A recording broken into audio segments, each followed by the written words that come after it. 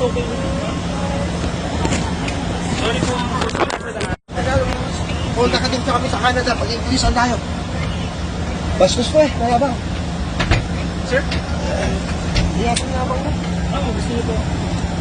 O, doon tayo sa Canada, kayong dalawa. Puntahan mo ako, mag-Inglesan tayo. Halika na ito.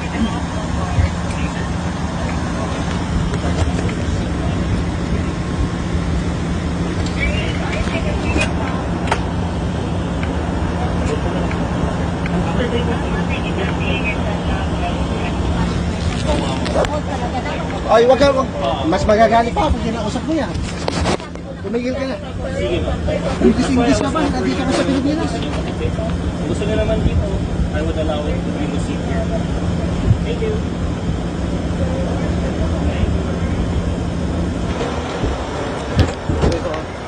Para hindi na mabawasan ang